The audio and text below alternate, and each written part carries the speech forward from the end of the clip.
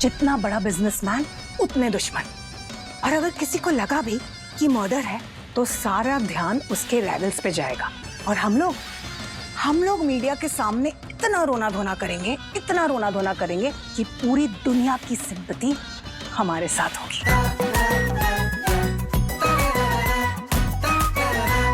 लोग कहते कि तेरे माँ बाप का पता नहीं, तो मैं बोल देती हूँ जब तुम मेरी माँ हो तो मैं इंसानी माँ बाप का क्या करूंगी। तुम तो मेरी माँ हो ना, तुम जानती हो ना कि तुम्हारी ये बेटी कितनी आलसी है। मैं तुमसे कितनी बार कहती हूँ कि माँ जरा मेरे सर पे हाथ फेरा दो, मुझे सुला दो। जो लड़की बिस्तर से उठना नहीं चाहती, तुमने उसे इतनी मेहनत का काम दे दिया। क्यों माँ?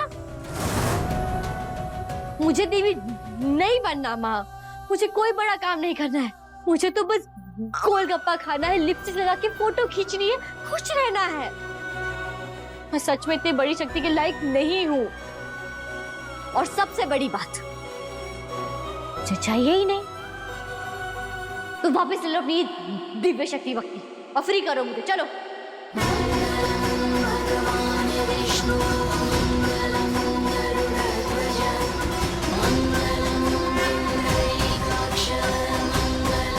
अच्छा, तो नहीं लोगी तुम वापस? ठीक है।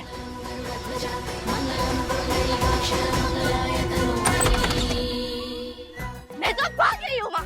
अचार डालो तुम्हारी ये शक्ति का। कौन सी दिव्य शक्ति बाबा?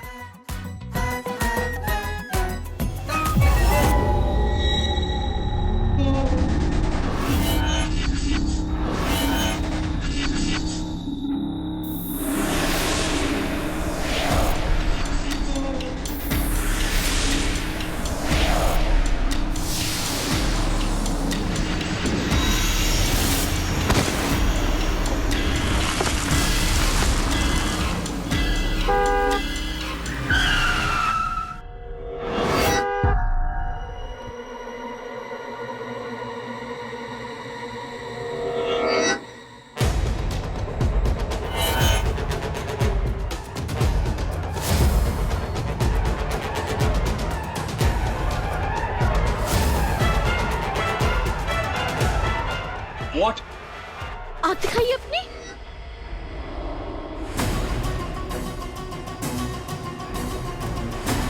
क्या करेगी तुम ये? अब तो मरने वाले हैं।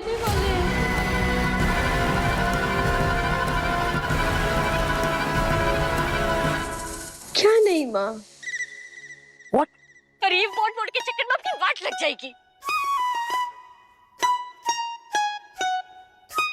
सिर्फ मैं आपको बचा सकती हूँ और बदले में आपके सनग्लासेस मेरे। आपकी शादी हो गई? चुप। मैं भी किसके साथ दिमाग खराब कर रहा हूँ? यहाँ आसपास में कोई दिमाग हॉस्पिटल है? हाँ है। आपको किससे पता? तो तुम्हें ऐसे बाहर खुला आदमी छोड़ के रखा है।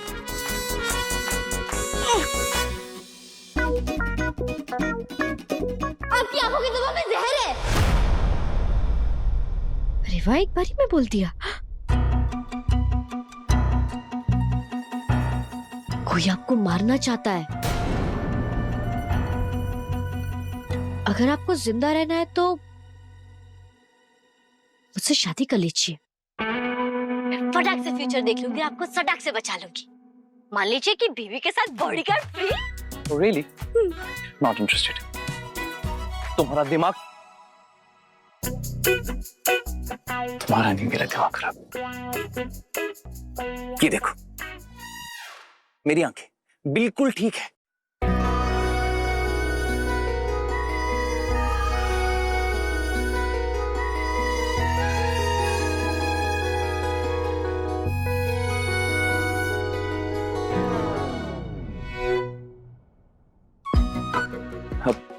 मेरी आंखें बिल्कुल ठीक है। मुझे ना आई ड्रॉप्स चाहिए और ना ही कोई बॉडीगार्ड। समझ में? प्लीज हटो मेरे रास्ते से। लीव।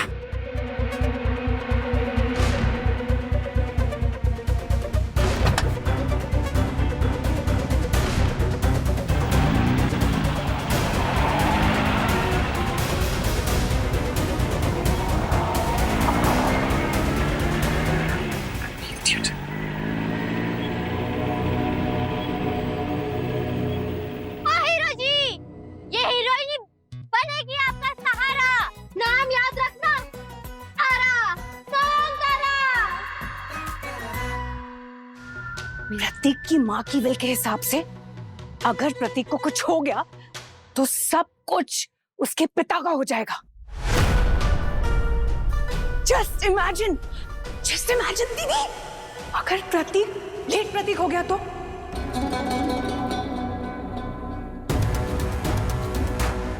हाँ, अगर उसे कुछ हो गया तो? बोलो क्या होगा फिर? बोलो तो।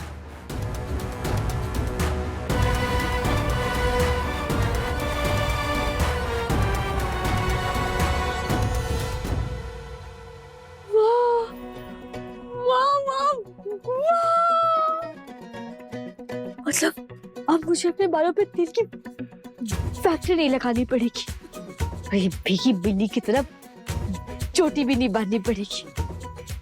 अब मैं और मेरे बाल दोनों आजादी खुल के उड़ने के लिए। पहले पता होता कि अगर दिव्य शक्ति मिलने से इतनी आजादी मिल जाएगी, मैं तो कब कब मांग लेती ना माँ से दिव्य शक्ति। अरे सुनो सुनो सुनो, कहाँ हो सब लोग? इधर आओ, जल्दी इधर आओ।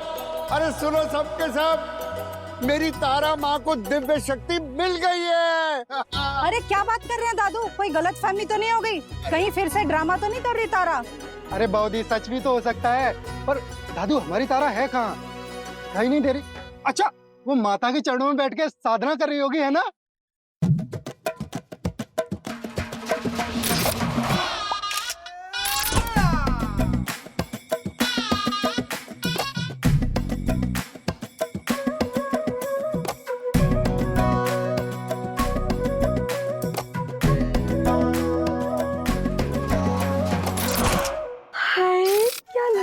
तारा एकदम जहर, देखने वाले को तो देख के डायबिटीज हो जाएगा।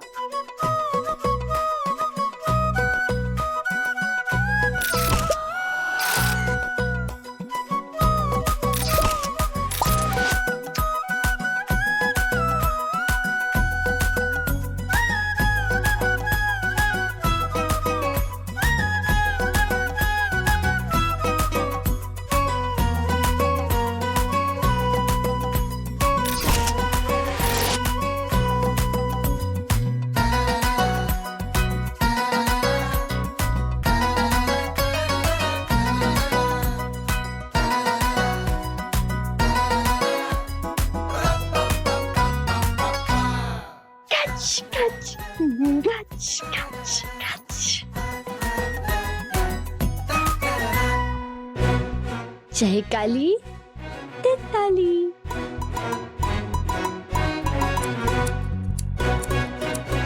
कौन सी शक्ति मिली उसे? अरे वो तो तारा ही बता देगी।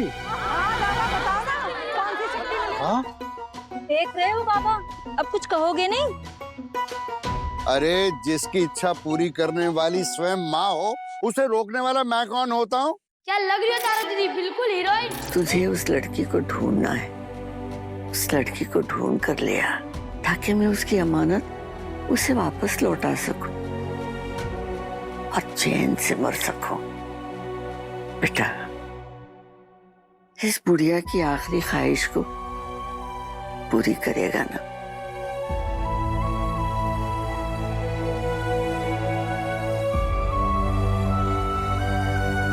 क्या सोच रहा है? धामी, इतने सालों के बाद वो जो लड़की मिसिंग हो गई थी, उसे कैसे ढूंढ पाऊंगा मैं? अंदर जाने दो, हमें पूछना है उस तारा से कि उसने दिव्य दृष्टि के बारे में इतना बड़ा झूठ क्यों बोला। तुम्हें तो पता नहीं, तारा के सर पर तो फैशन का भूत सवार है। इसको जब पता चला कि दिव्य शक्ति के बारे में बाबा सच मान लेंगे तो उसे कोई रोक टोक नहीं करेगा, अपनी मनमानी करेगी। देखा नहीं कैसे लीपा पोती करके आई है? हमें नहीं, तुम्हें भी तुम्हारी पोती ने टोपी पहना दी।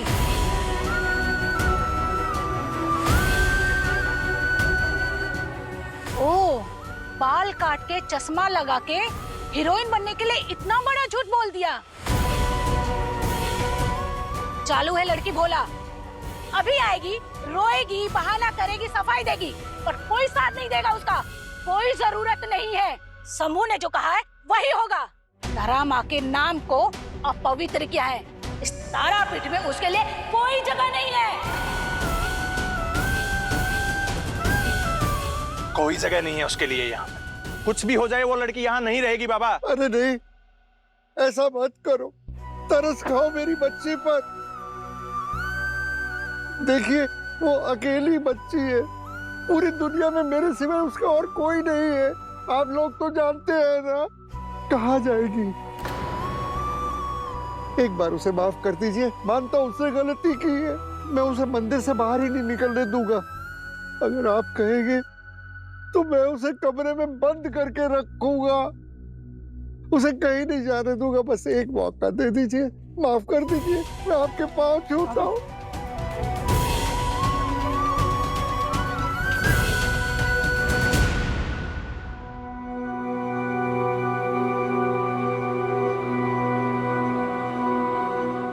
मासी, मुझे पता है आपको चाय का नशा है, पर डिनर के टाइम चाय? या तो तुम्हें चक्कर आ रहे हैं या कोई चक्कर चला रही। लगता है सेकंड ऑप्शन ही सही है। मम्मा के सामने तुमने जो लेट प्रतीक वाला डायलॉग मारा था, इसका मतलब कोई खुफिया प्लानिंग शुरू हो चुकी है ना मासी? प्लान तो बनाना पड़ेगा ना। तुम्हें और तुम्हारे भाई को तुम्हारे सौतेले भाई के सामने भीख का कटोरा लेकर घूमते हुए नहीं देख सकती ना मैं। तुम लोगों की सारी जिंदगी प्रतीक की भीख पे गुजरेगी क्या? नेवर। क्या मासी आप सीरियसली दादा को सच में? स्मार्टफोन्स की तरह दीवारों के भी कान होते हैं, इसीलिए। पर मासी कुछ ज्यादा रिस्की नहीं हो जाएगा? क्या कोई और रास्ता नहीं है जिससे दादा की पूरी प्रॉपर्टी मेरे और जॉय के नाम हो जाए? नहीं, प्रतीक की प्रॉपर्टी उसकी माँ की है और उसे ट्रांसफर करने के लिए लीगली कोई डायरेक्ट रूट नहीं है। उसके सौतेले भाई बहन को एक ढेला भी नहीं मिलेगा, इसीलिए